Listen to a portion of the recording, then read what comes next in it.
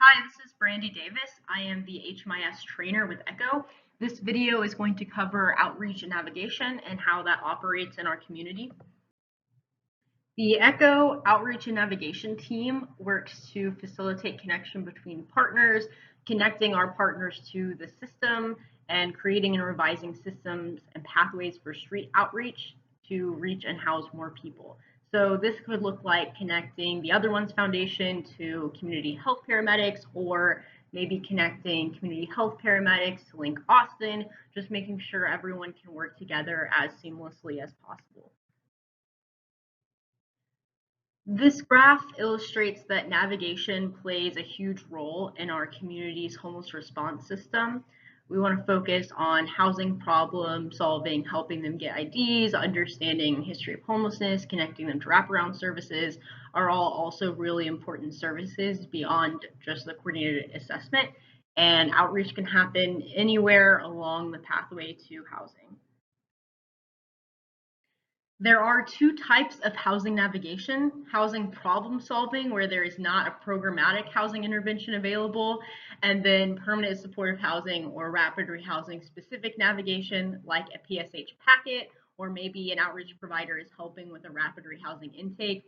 These are really different housing navigations because a PSH and rapid rehousing navigation are very specific and very defined. The PSH packet is done the same way every time. And housing problem solving, on the other hand, is different every single time because it's dependent on the client and what their history is and what resources they have available to them, since there's not that programmatic housing intervention available to them. There's not support available. So problem solving is dependent on their situation. But both of the housing navigation systems have in common that they're supporting a client between when they're experiencing homelessness and when they're in permanent housing. PSH and rapid rehousing navigation exists to make intakes more efficient. We noticed about 6 years prior to the creation of a navigation system that there was a need there. We had plenty of housing capacity at that time and plenty of people who were experiencing homelessness but weren't filling those placements efficiently. And that's where navigation came from. If PSH staff had to start from scratch and get ID documents together, history of homelessness, all of that, that enrollment would take a very long time.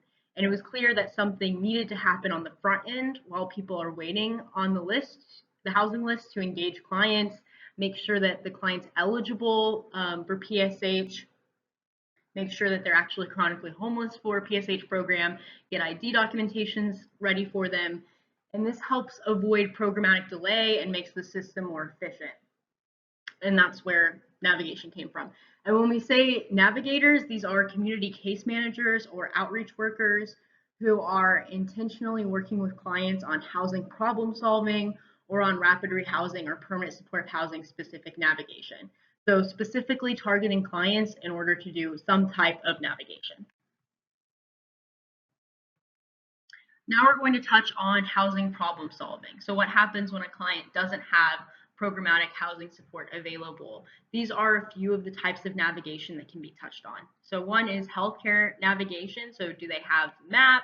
Do they have primary care physician? Shelter, housing diversion. This can be, does anyone have someone they can reunify with? Does the client have friends, family that they can stay with long term? Are they interested in emergency shelter? Do they qualify for any institutions that might be helpful for them? And then income planning, do they have SSI, SSDI? Do they need to apply for SSI, SSDI, those benefits? Are they employed? Have they been employed before? What kinds of barriers exist for employment? So just kind of talking with them about a plan for their income if they are interested. And ID navigation, what documents do they have available to them? Are there any documents that they need support in gathering that maybe you can assist with? So this could be applications for Social Security cards. Sometimes financial resources aren't available to a client for getting certain documentation, and that's been a barrier for them. But our community does have financial assistance for getting IDs if the client needs that. Now we're going to touch on what PSH or rapid rehousing specific navigation looks like a little bit, just so that you know what that means. And this is focusing on pieces of PSH navigation. It's a little bit more involved. And a main piece of PSH navigation is completing a PSH packet with the client. And navigation staff will only complete a PSH packet with the client if asked to do so, because this is entirely dependent on PSH prioritization lists. Just completing the packet, a navigation staff just finishing this with a client does not mean that they can be referred. The client has to first be at the top of the list and hear from an ECHO outreach team that they'll be at the top of the list and we'll need that packet soon.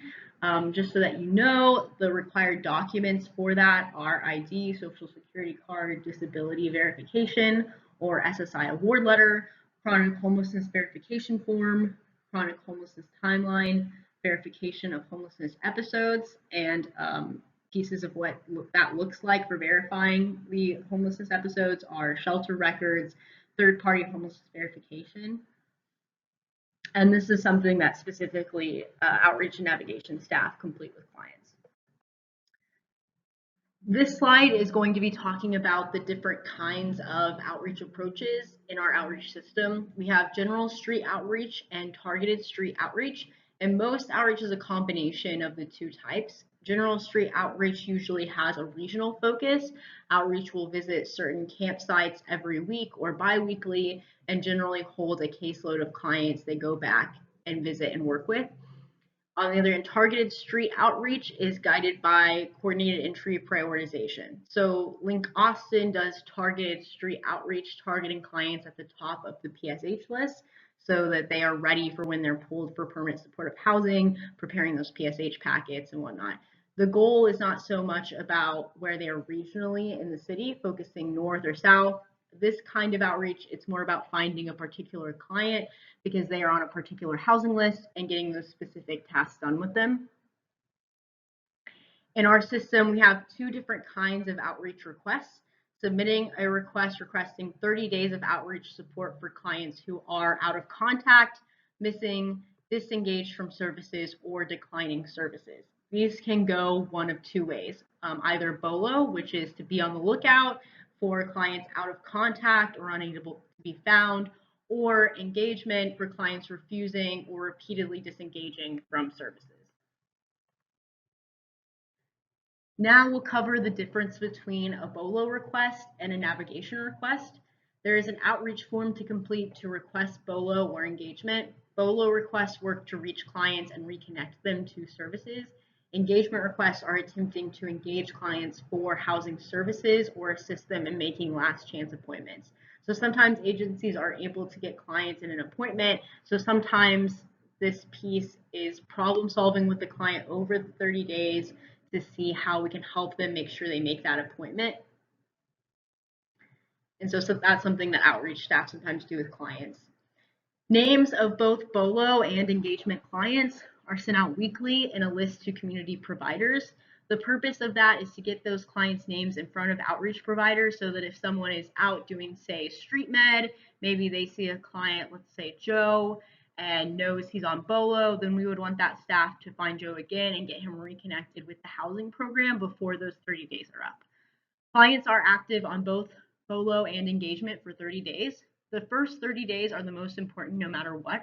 Clients do stay active on BOLO for 90 days total, but those first 30 days are the most important for our community. If BOLO clients have no contact for a total of 90 days, they do get inactivated. The reason we do that is because we do not want someone who has moved out of the city or is no longer homeless to be on our active housing list. We don't want to research for them every time we pull referrals. We try to keep the housing list as clean as possible with as many active clients as possible. We search for them for those 90 days. If that doesn't work, they do get inactivated and pulled off of the housing list. If someone does reach back out after the 90 days, someone who's on BOLO, it's past the 90 days, but they reach out to the system, generally we'll want to guide them back to coordinated entry.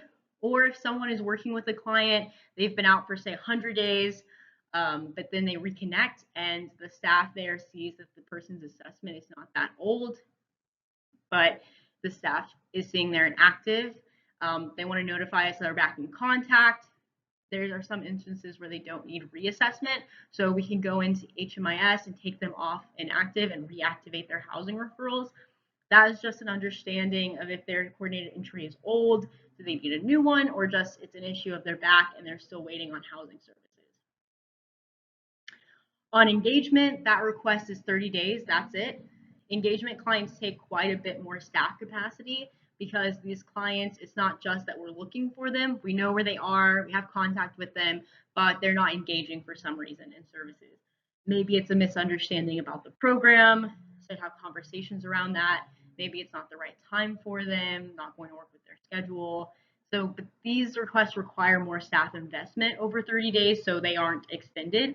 One, there's not enough staff capacity, and two, we want to honor the client's decision. If the client repeatedly declines, the client repeatedly says they don't want to be part of a housing program, after that 30 days, we want to honor their decision. So we'll say okay and inactivate them per their request.